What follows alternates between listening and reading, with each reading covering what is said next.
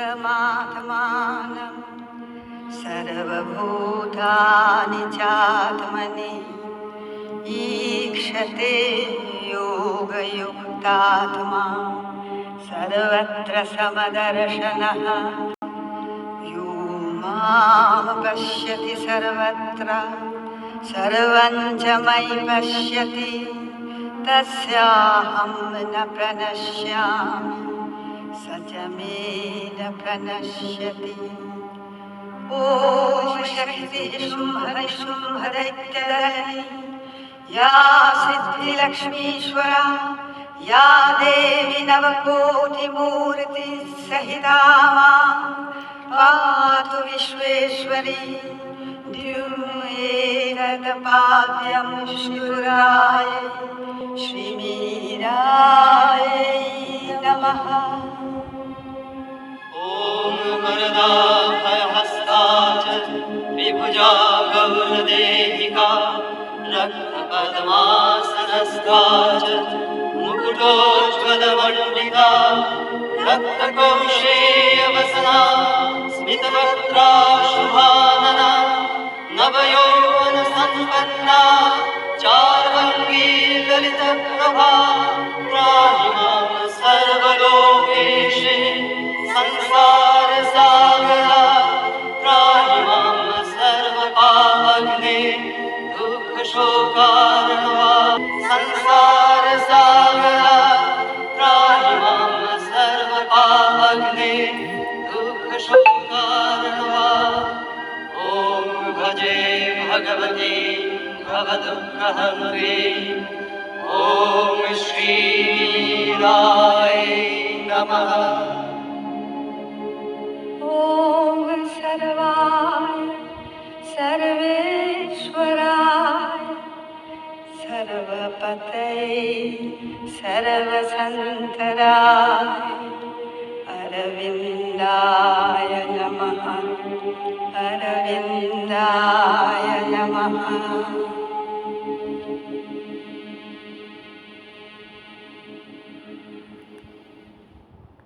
Mantras of our Divine Mother. Our Divine Mother says, he who wants to advance on the path of perfection must never complain about the difficulties on the way, for each is an opportunity for a new progress. To complain is a sign of weakness and insincerity. With always our love and blessings, says our Divine Mother.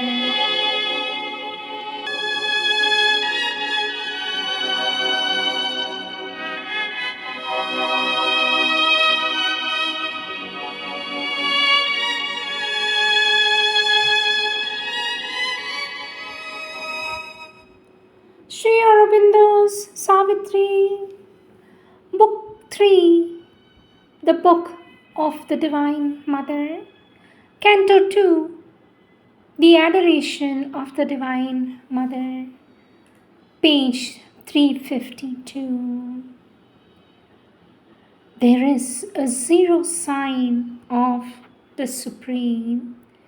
Nature left nude and still uncovers God. But in her grandiose nothingness all is there. When her strong garbs are torn away from us, the soul's ignorance is slain, but not the soul. The zero covers an immortal face. A high and black negation is not all. A huge extinction is not God's last word, life's ultimate sense, the close of being's course, the meaning of this great mysterious world. In absolute silence sleeps an absolute power. Awaking, it can wake the transbound soul and in the ray reveal the parent sun. It can make the world a vessel of spirit's force. It can fashion in the clay God's perfect shape. To free the self is but one radiant pace. Here to fulfill himself was God's desire. Even while he stood on being's naked edge, and all the passion and seeking of his soul faced their extinction in some featureless vast, the presence he yearned for suddenly drew close. Across the silence of the ultimate calm, out of a marvelous transcendence score, a body of wonder and transculency, as if a sweet mystic summary of herself, escaping into the original bliss, had come enlarged out of eternity. Someone came, infinite and absolute, a being of wisdom, power, and delight, even as a mother draws her child to her arms, took to her breast nature and world and soul.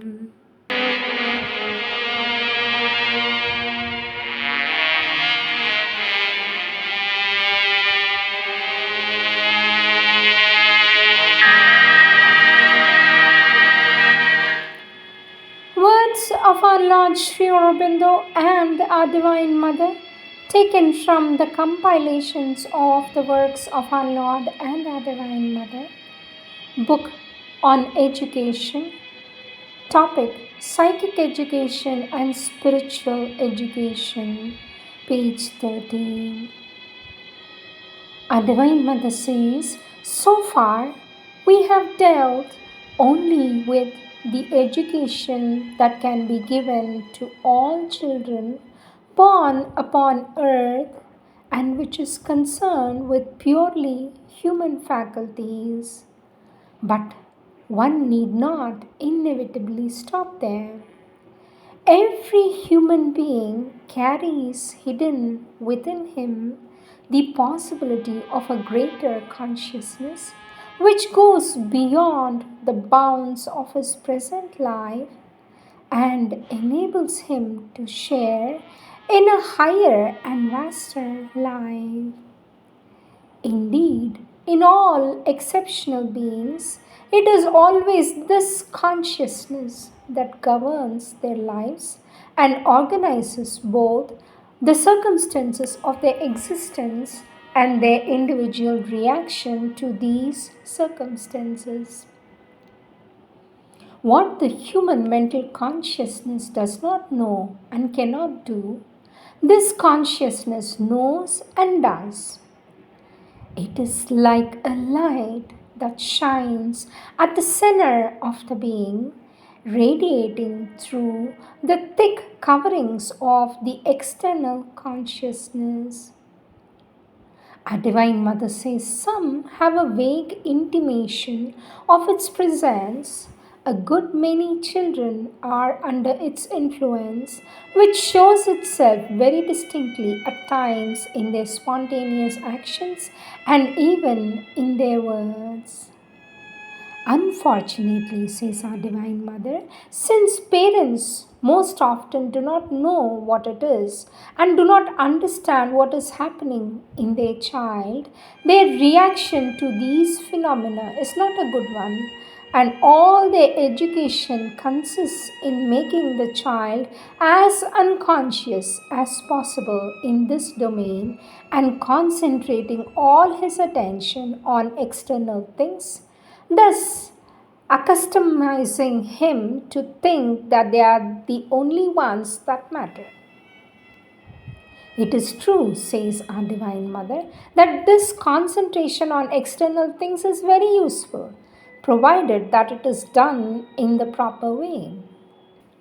The three lines of education, physical, vital, and mental, deal with that and could be defined as the means of building up the personality, raising the individual out of the amorphous subconscious mass, and making him a well defined self conscious entity.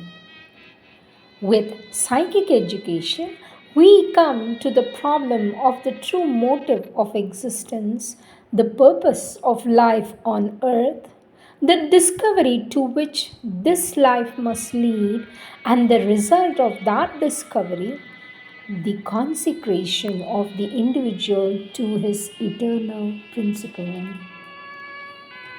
Normally, this discovery is associated with a mystic feeling, a religious life, because it is mainly the religions that have concerned themselves with this aspect of life. But it need not necessarily be so. The mystic notion of God may be replaced by the more philosophical notion of truth, and still the discovery will remain essentially the same, but the road leading to it may be taken even by the most intransigent positivist.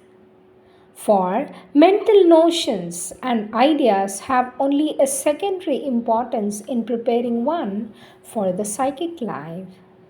The most important thing is to live the experience that carries with it its own reality and force apart from any theory that may precede or accompany or follow it.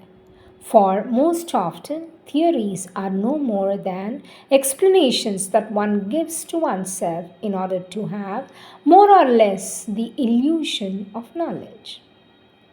Our Divine Mother says, man clothes the ideal or the absolute he seeks to attain with different names according to the environment in which he is born and the education he has received. The experience is essentially the same if it is sincere. It is only the words and phrases in which it is formulated that differ according to the belief and the mental education of the one who has the experience. All formation is thus only an approximation that should be progressive and grow in precision as the experience itself becomes more and more precise and coordinated. Still, to sketch a general outline of psychic education, we must give some idea, however relative it may be, of what we mean by the psychic being. One could say, for example, that the creation of an individual being is the result of the projection in time and space of one of the countless possibilities latent in the supreme origin of all manifestation, which, through the medium of the one and universal consciousness, takes concrete form in the law or the truth of an individual, and so, by a progressive development, becomes his soul or the psychic being. Our Divine Mother says, I must emphasize that what is stated briefly here does not claim to be a complete exposition of the reality, but and does not exhaust the subject. Far from it. It is only a very summary explanation for practical purpose to serve as a basis for the education which we intend to consider now. Our Divine Mother says it is through this psychic presence that the truth of an individual being comes into contact with him and the circumstances of his life. In most cases, the presence acts, so to say, from behind the veil, unrecognized and unknown, but in some it is perceptible and its action recognizable, and even in a very few, the presence becomes tangible and its action fully effective. These go forward in life with an assurance and a certitude all their own. They are masters of their destiny. It is for the purpose of obtaining this mastery and becoming conscious of the psychic presence that psychic education should be practiced. But for that, there is a need of a special factor, the personal will. For till now, the discovery of the psychic being and identification with it have not been among the recognized subjects of education, although one can find in special treatises useful and practical hints on the subject. And although in exceptional cases one may have the good fortune of meeting someone who is capable of showing the way and giving the help that is needed to follow it, most often the attempt is left to one's own personal initiative. Our Divine Mother says that discovery is a personal matter and a great determination, a strong will, and an untiring perseverance and indispensable to reach the goal. Each one must, so to say, trace out his own path through his own difficulties. The goal is known to some extent, for most of those who have reached it have described it or more or less clearly. But the supreme value of the discovery lies in its spontaneity, its ingenuousness, and that escapes all ordinary mental laws. And that is why anyone wanting to take up the adventure usually first seeks out some person who has successfully undertaken it and is able to sustain him and enlighten him on his way. Yet there are some solitary travelers, and for them a few general indications may be useful. Our Divine Mother says the starting point is to seek in yourself that which is independent of the body and the circumstances of life, which is not born of the mental formation that you have been given, the language you speak, the habits and customs of the environment in which you live, the country you were born, or the age to which you belong. You must find in the depths of your being that which carries in it a sense of universality, limitless expansion, unbroken continuity. Our Divine Mother says, then you decentralize, extend, and widen yourself. You begin to live in all things and in all beings. The barriers separating individuals from each other break down. You think in their thoughts, vibrate in their sensations, feel in their feelings, live in the life of all. What seemed inert suddenly becomes full of life. Stones quicken, plants feel and will and suffer. Animals speak in a language more or less inarticulate but clear and expressive. Everything is animated by a marvelous consciousness without time or limit. And this is only one aspect of the psychic realization. There are others, many others. All help you have to go beyond the barriers of your egoism, the walls of your external personality, the impotence of your reactions, and the incapacity of your will. But as I've already said, the path to that realization is long and difficult, strewn with snares and problems to be solved, which demands an unfailing determination. It is like the explorer's trek through virgin forests in quest of an unknown land of some great discovery. The psychic being is also a great discovery which requires at least as much fortitude and endurance as the discovery of the new continents. A few simple words of advice may be useful to one who has resolved to undertake it. The first and the foremost important thing is that the mind is incapable of judging spiritual things. All those who have written on this subject have said so, but few are those who have put it into practice. And yet, In order to proceed on the path, it is absolutely indispensable to abstain from all mental opinions and reactions. Our Divine Mother says, give up all your personal seeking for comfort, satisfaction, enjoyment, or happiness.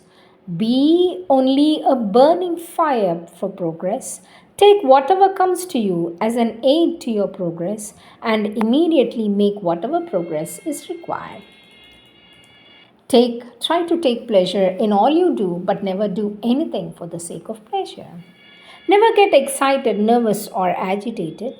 Remain perfectly calm in the face of all circumstances, and yet be always alert to discover what progress you have still to make and lose no time in making it.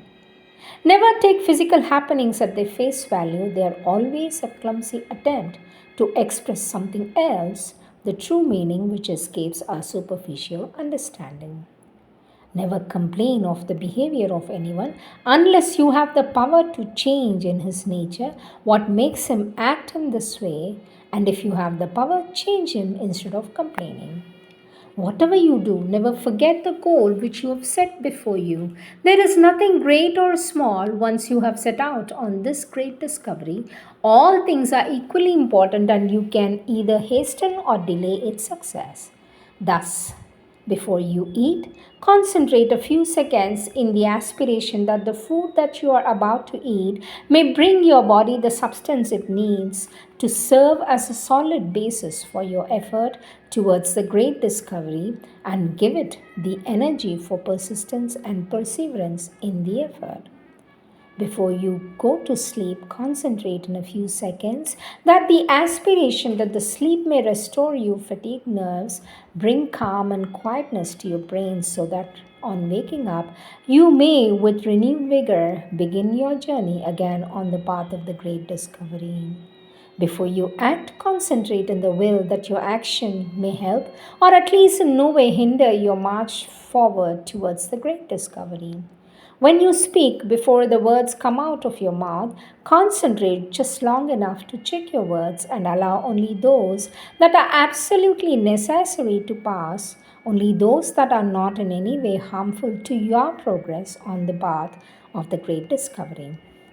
To sum up, never forget the purpose and the goal of your life. The will for a great discovery should always be there above you, above what you do, above what you are, like a huge bird of light dominating all the moments of your being. Before the untiring persistence of your effort, an inner door will suddenly open and you will emerge into a dazzling splendor that will bring you the certitude of immortality, the concrete experience that you have always lived and always shall live, that external forms alone perish, and that these forms are in relation to what you are in reality, like clothes that are thrown away when worn out.